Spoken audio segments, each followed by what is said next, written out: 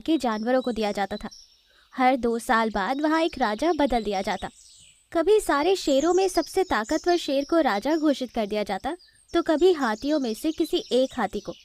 ऐसे ही हर 2 साल बाद अलग अलग नस्ल के जानवरों में से किसी एक को जंगल का राजा घोषित किया जाता।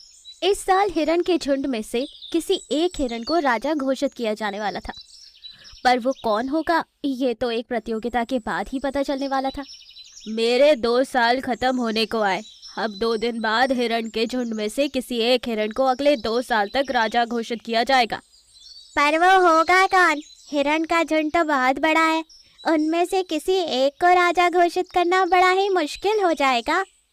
कोई मुश्किल काम नहीं है। उनके झुंड के 2 सदस्यों ने अपने नाम उस प्रतियोगिता के लिए दिए हैं। अब उन दोनों में से जो भी उस प्रतियोगिता को जीतेगा वही हमारा अगला राजा होगा, और अगर कोई गड़बड़ी हुई तो हमारे अभी तक के राजा दोनों में से किसी एक को राजा घोषित कर सकते हैं। आखिरकार प्रतियोगिता का दिन आ ही गया। दोनों हिरण उनके झुंड के सबसे ताकतवर और होशियार हिरण थे। जो जीता वो जंगल का राजा बन जाता और दूसरा उस झुंड का सरदार। जंगल के सभी जानवर और पक्षी उनके बीच होने वाली प्रतियोगिता को देखने के लिए इकट्ठा हो गए। दोनों हिरण राम और श्याम एक दूसरे के सामने आकर खड़े हो गए। दोनों ही ताकत में एक समान थे, लेकिन राम थोड़ा सा धूर्त था।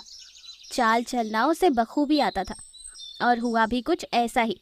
दोनों की प्रतियोगिता काफी देर तक चलती रही, पर कोई भी हार मानने का नाम ही नहीं ले रहा था कि तभी राम ने एक चाल चली और छल से श्याम को नीचे गिराने की कोशिश की। पर श्याम राम की हरकतों से परिचित था, इसलिए उसके जाल में नहीं फंसा। इससे राम ने उसे बातों में उलझाने की कोशिश भी की। ओह, माफ करना, वो गलती से हो गया। वैसे भोले श्याम, इस जंगल के राजा बनने के तुम काबिल नहीं हो। राजा ताकतवर के साथ धूर्त भी होना चाहिए, जो कि मैं हूँ।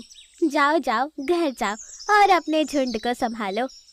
अभी भी सुधर जाओ राम, ये कोई झूठ मूठ की लड़ाई नहीं जहाँ पर तुम छल कपट करो।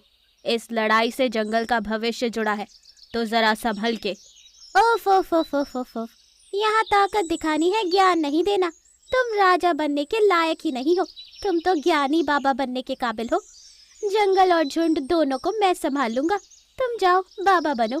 श्याम ने राम की इस बात का कोई उल्टा जवाब नहीं दिया। उसने तुरंत राम पर हमला कर उसे जमीन पर पटक दिया और उसके पेट पर पैर रखकर खड़ा हो गया और अपनी जीत पक्की कर ली।